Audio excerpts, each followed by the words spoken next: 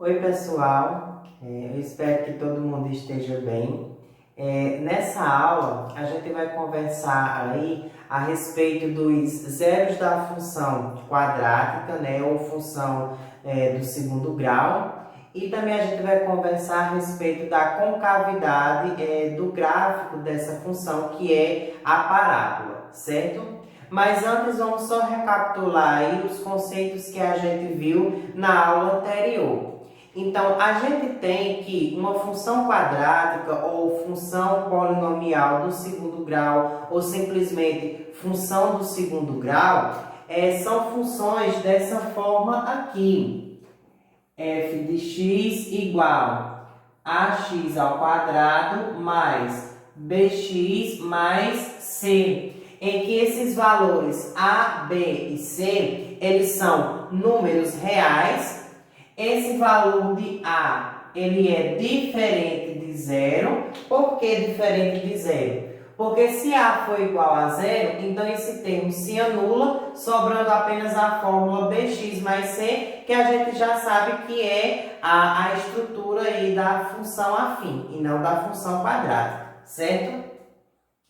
Então, esses valores A, B e C é o que a gente chama de coeficientes da nossa função. O coeficiente A é sempre aquele que está próximo do x quadrado. O coeficiente B é o que está próximo do x. E o coeficiente C é aquele que não possui nenhuma variável próxima, certo?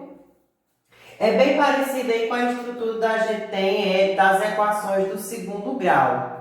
Ela é chamada função do segundo grau justamente porque o maior índice que a gente observa aqui nos expoentes, né, ou seja, o maior expoente na variável é o 2, certo? Então, se por exemplo, eu tivesse uma função f de x igual x ao cubo mais 1, então isso aqui não seria uma função quadrática, porque a gente tem que o expoente aqui é igual a 3. Ou se eu tivesse f de x igual x ao cubo mais 2x quadrado. Então, mesmo que a gente tenha na variável aqui o expoente 2, né? Só que a gente tem uma outra variável, uma outra potência em que a base é a variável, só que o expoente ele é 3, ou seja, o maior índice aqui é o 3 e não o 2.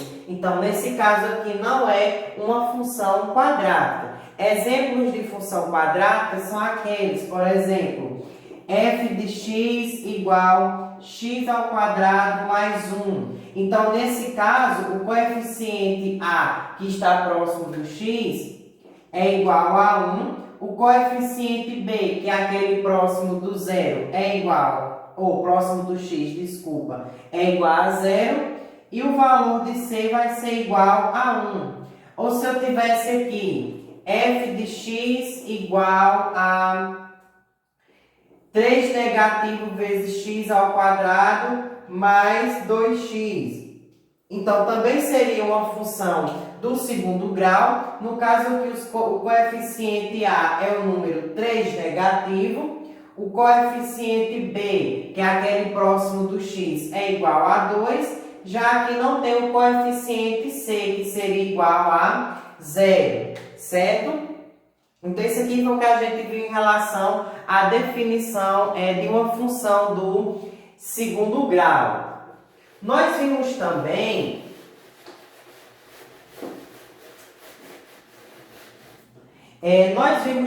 como é que a gente constrói o gráfico dessa função. Da mesma forma que na função afim, a gente vai atribuindo valores para x, né? Depois a gente marca-se então esses pontos, ou seja, a primeira coordenada, o valor de x, e a segunda, o respectivo resultado para f de x. A gente marca os pontos lá no sistema cartesiano, nosso plano cartesiano, e depois liga-se os pontos. Na função afim, o gráfico é uma reta.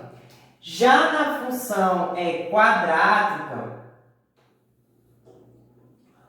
o gráfico da função é o que a gente chama de parábola, que é nesse formato aqui, certo?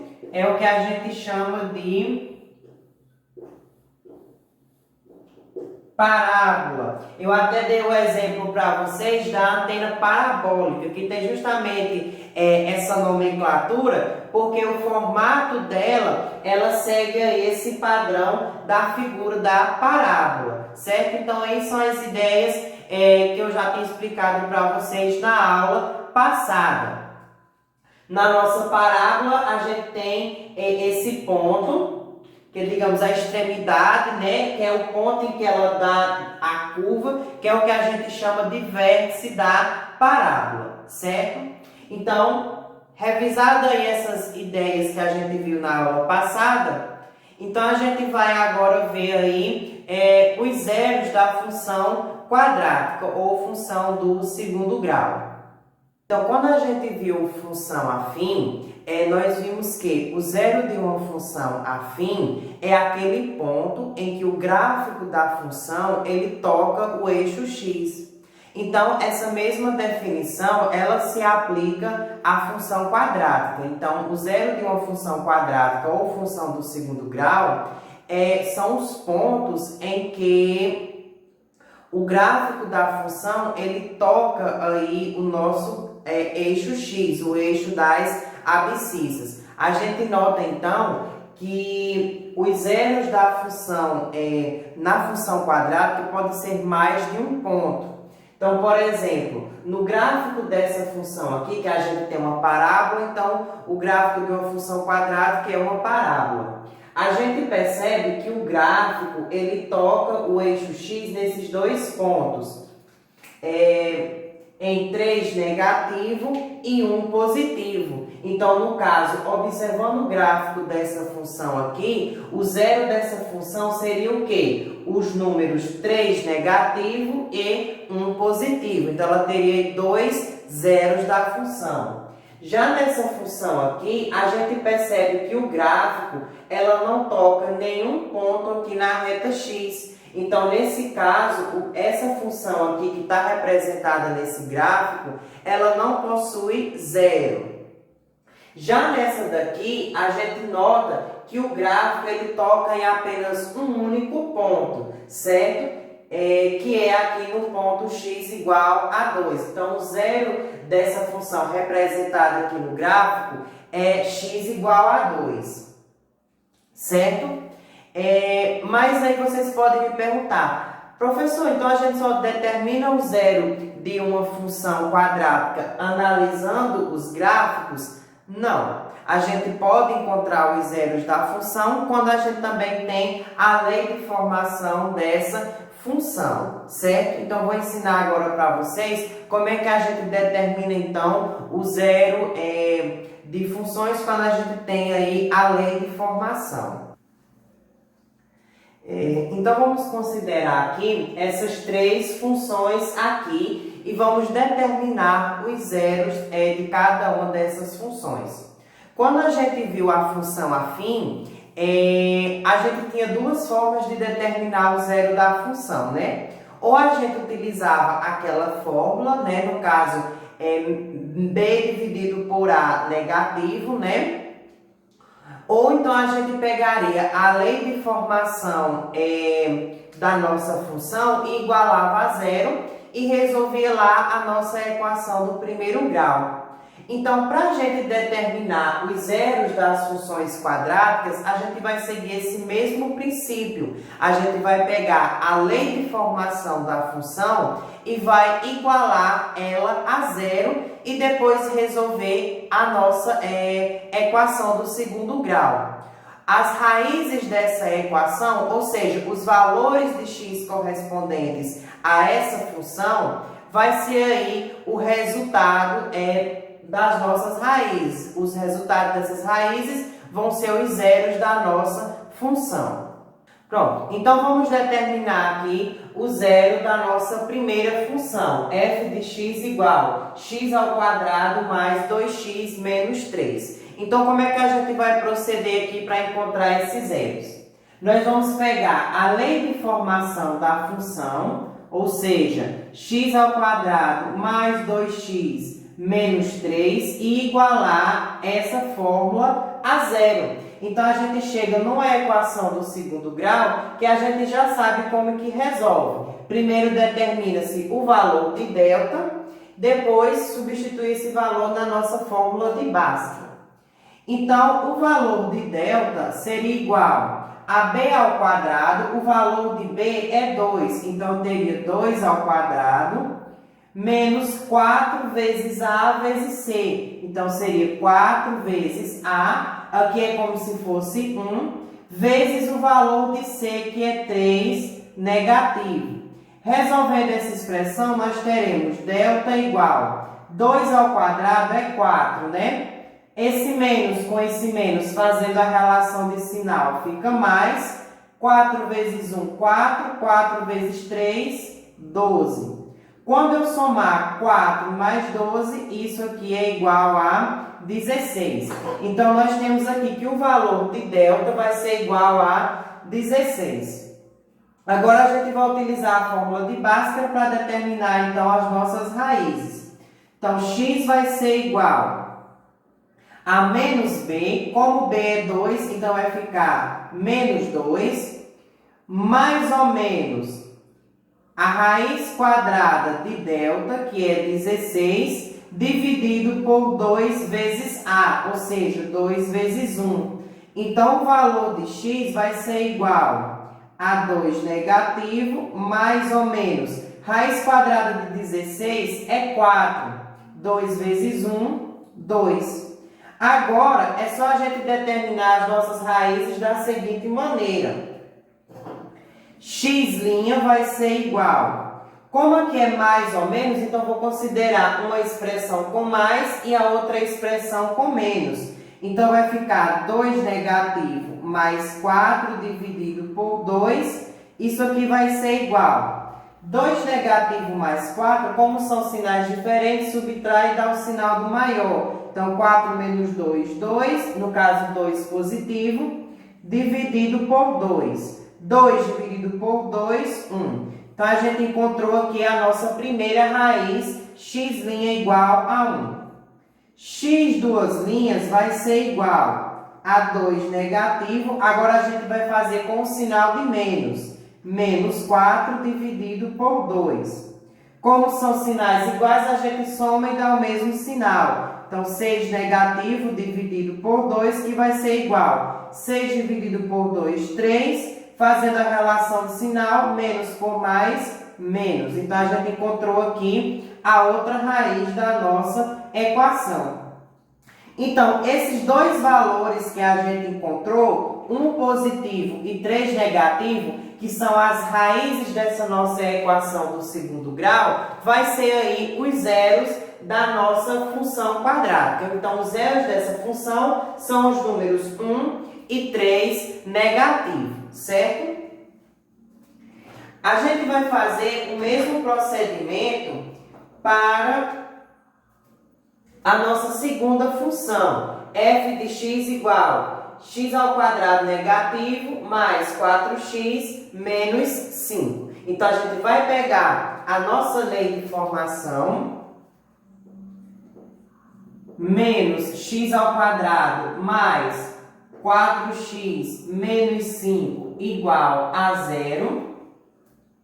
E vai aplicar o mesmo procedimento que a gente fez aqui. O valor de delta vai ser igual a b ao quadrado, 4 vezes 4, 16, menos 4 vezes a, que é 1 negativo, vezes c, que é 5 negativo. Então, delta vai ser igual a 16. Fazendo aqui as relações de sinais, menos com menos dá mais. E mais com menos, menos. 4 vezes 1, 4. 4 vezes 5, 20. Quando eu fizer aqui a subtração 16 menos 20, isso aqui vai ser igual a 4 negativo. Só que a gente sabe que quando delta ele é igual a um valor negativo, então quer dizer que a nossa função ou que a nossa equação do segundo grau, ela não tem resolução dentro dos reais. Por quê? Quando a gente substitui aqui na fórmula, dentro da raiz vai ficar esse 4 negativo. Só que dentro dos números, do conjunto dos números reais, não existe solução de raiz quadrada de números negativos. Então, nesse caso, essa equação do segundo grau não tem resolução, portanto, a nossa função ela não tem zeros.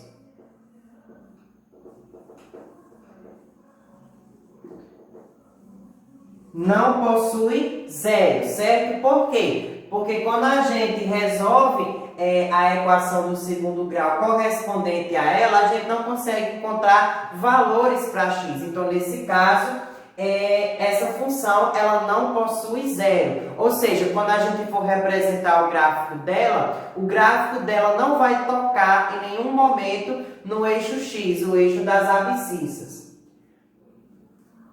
Agora vamos encontrar os zeros dessa função quadrática. F de x igual a x ao quadrado menos 4x mais 4.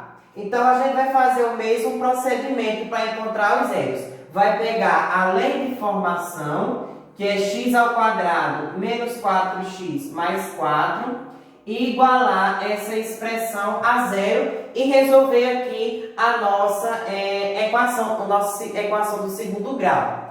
Então, o valor de delta vai ser igual a b ao quadrado. O valor de b é 4 negativo. 4 negativo ao quadrado é 16. Menos 4 vezes a, ou seja, 1, vezes o valor de c, que é 4.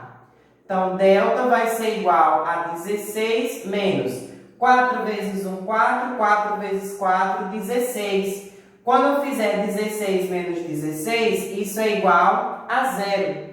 Então, aplicando aqui na nossa fórmula, x vai ser igual a menos b, ou seja, menos 4 negativo, mais ou menos raiz quadrada de delta, que é zero, dividido por 2 vezes a, ou seja, 2 vezes 1. Então, x vai ser igual... Fazendo a relação de sinal, menos por menos é mais, então fica 4 positivo. A raiz quadrada de zero é zero, então a gente não vai nem colocar aqui. 2 vezes 1 é igual a 2, então o valor de x vai ser igual a 4 dividido por 2, 2. Então, já para essa função, a gente encontrou um único valor de x. Então, quer dizer que essa função ela possui um único zero, que é lá para x igual a 2. Ou seja, se eu fosse representar o gráfico dessa função, o gráfico dela só ia tocar em x igual a 2 lá na nossa reta x, no eixo das abscissas, certo? Então, a partir desses três resultados, a gente pode perceber o seguinte. Quando o valor de delta ele é maior do que zero, então o que vai acontecer? A função ela vai possuir dois zeros. A gente viu aqui que a delta aqui foi 16. 16 é maior do que zero. Então, a gente encontrou aqui dois valores para os zeros da função, né? 1 positivo e 3 negativo. Então, quando a gente resolve a equação do segundo grau correspondente à função, se o valor de delta é maior do que zero, a gente vai encontrar aí duas raízes, logo vai se encontrar dois zeros para a função. Quando o valor de delta ele é igual a zero, como a gente viu aqui, delta foi igual a zero, então a função ela vai possuir apenas um único zero, que no caso aqui foi x igual a 2. E quando esse delta ele é menor do que zero, como foi nesse caso aqui que é 4 negativo, qualquer número negativo é menor do que zero, então ela não possui zeros.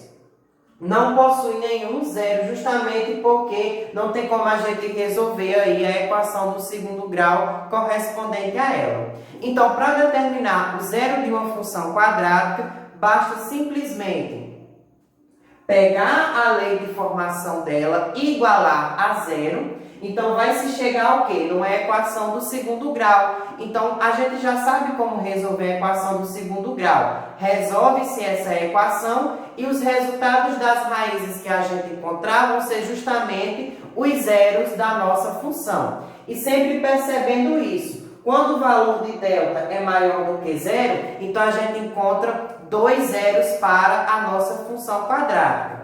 Se o valor de delta é igual a zero, então a gente encontra apenas um único valor para o zero da nossa função quadrática.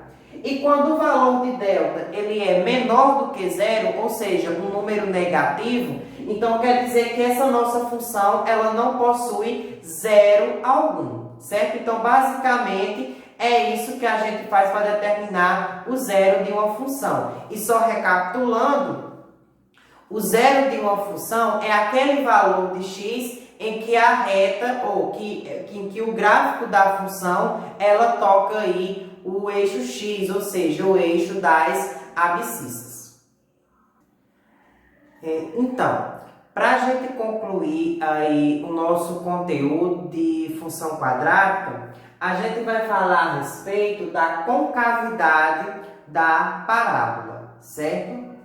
Quando a gente fala concavidade, alguma coisa côncava, então nos remete a uma questão de curva, certo? Então, a partir desses exemplos, a gente percebe que o quê? Aqui nós temos alguns exemplos de gráficos de algumas funções quadráticas e a gente nota o seguinte, a concavidade, ou seja, a direção em que essa parte aberta ela está indicada, ela é diferente para algumas funções. Por exemplo, nessa função aqui, f de x igual a x ao quadrado menos 9, a gente observa o seguinte, ela tem dois zeros, 3 negativo e 3 positivo, que são os pontos onde o gráfico toca o eixo x, e a gente percebe que a concavidade dela ela é voltada para cima.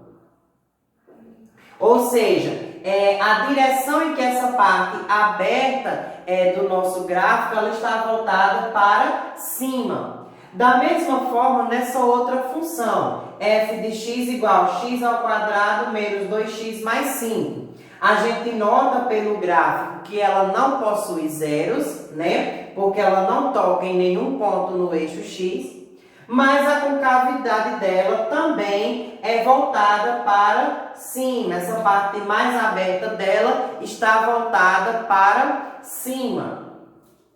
Ao contrário, nessas duas funções, a gente percebe que a concavidade ela está voltada para baixo. Nessa função aqui, f de x igual menos x ao quadrado mais 4x, ela possui dois zeros, aqui no ponto para x igual a 0 e x igual a 4, e a concavidade dela está voltada para baixo. Ou seja, essa parte mais aberta está voltada para baixo. E aqui o nosso vértice, ela está voltada para cima. Já nessa função aqui, f de x igual menos x ao quadrado mais 4x menos 5, a concavidade também está voltada para baixo. A parte mais aberta dela está voltada para baixo, certo? O que é que a gente pode notar nesses quatro casos? Perceba que nessa função aqui, o valor de A, ou seja, o coeficiente que acompanha o x quadrado, ele é igual a 1. Já nessa outra função, da mesma forma, o coeficiente A também é igual a 1, só que 1 positivo. Já nessas duas funções, a gente tem que os coeficientes de A são iguais a 1 negativo. Tanto nessa função quanto nessa, os coeficientes, o coeficiente A, que é aquele que acompanha o x, é igual a 1 negativo. Então, o que a gente nota? Quando a gente tem um coeficiente de A maior do que zero, ou seja, um número positivo, então a concavidade do nosso gráfico da parábola, ela é voltada para cima.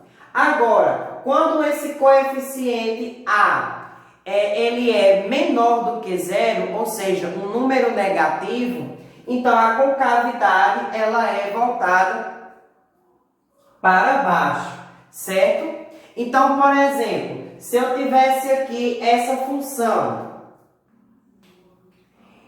f de x igual a 3x negativo vezes x ao quadrado mais 1. Então, se eu perguntasse para vocês, a concavidade do gráfico dessa função, que é uma parábola, ela vai ser voltada para cima ou para baixo? Então, a gente vai olhar para o coeficiente A, ou seja, o número que está multiplicando o x ao quadrado. Nesse caso aqui, o A ele é igual a 3 negativo. E 3 negativo, ele é menor do que zero. Então, eu não precisaria nem fazer o gráfico dessa função para saber que a concavidade da parábola, ela vai ser voltada para baixo. Então, se eu fosse construir o gráfico dessa função, eu já sabia que a minha parábola, ela vai ser voltada para baixo. Ou seja, vai ter a concavidade voltada para baixo.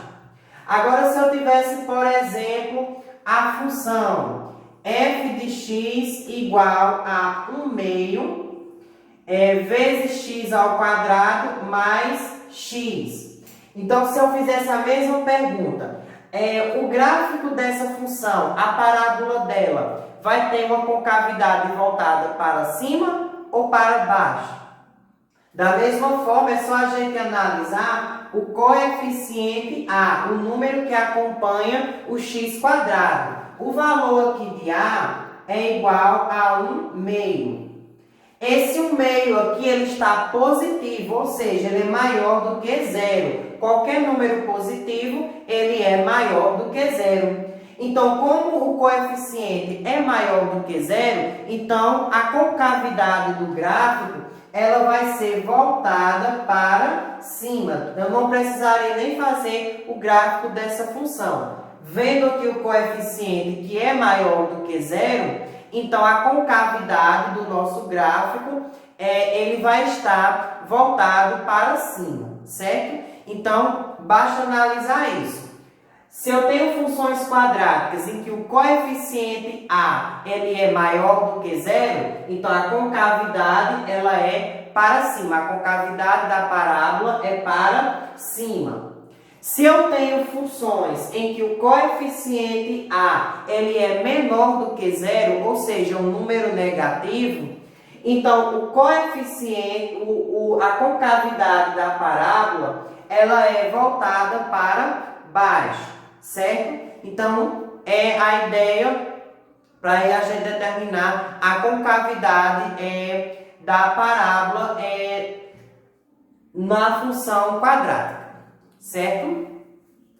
Então, pessoal, isso aí é o que faltava para a gente aí finalizar o nosso conteúdo de função quadrática, que é o conteúdo que vai cair na bimestral aí de sexta-feira, certo? Então, toda essa parte de função quadrática é o que vai constar na nossa bimestral, certo? Disponibilizei aí para vocês um exercício de fixação de função quadrática para vocês praticarem, exercitarem os conhecimentos que a gente viu nessas aulas, certo? E basicamente a nossa prova bimestral vai estar baseada aí nesses conteúdos, nesses exemplos que a gente desenvolveu nessas aulas, certo? Então, só confirmando aí a mensagem, certo? A nossa bimestral, ela vai ser composta, eu acho que mais ou menos umas 6 questões, certo? Algumas são de múltipla escolha e outras são abertas, certo? Nas de múltipla escolha se marca apenas uma única opção. E nas questões abertas, vocês não precisam descrever os cálculos da questão, certo? Basta apenas colocar o resultado final. Nada mais do que isso, nenhuma outra descrição, apenas o resultado final. Então, se naquela questão você fez os cálculos e encontrou o resultado 5 positivo, então basta colocar lá na resposta o número 5. Ou então, se você fez lá os cálculos e o resultado foi igual a 10 negativo, então vocês colocam lá na resposta o 10 negativo, colocando sim o tracinho antes do 10. Então, é basicamente isso que eu queria falar para vocês, certo? Eu espero que vocês tenham entendido, tenham compreendido. Qualquer dúvida, eu estou à disposição, certo? Façam o exercício. O prazo do exercício é até a quarta-feira, então é um tempo aí estendido, porque eu sei que vocês também estão estudando para outras disciplinas, então deixei o tempo aí estendido para vocês também conseguirem dar conta das outras disciplinas, certo? Mas às vezes é um risco também deixar um prazo estendido, porque a gente pode ficar naquela comodidade. Vou deixar para fazer depois e aí acaba esquecendo. Mas é importante fazer o exercício, pessoal. Já é uma forma aí de vocês estudarem também para a nossa prova, né? Porque vocês estão lá praticando os conhecimentos que a gente vem trabalhando. Na quinta-feira eu vou fazer a correção do exercício, que já vai servir aí como revisão para a nossa prova, certo, pessoal? Então é isso. Um abraço aí para vocês e tudo de bom.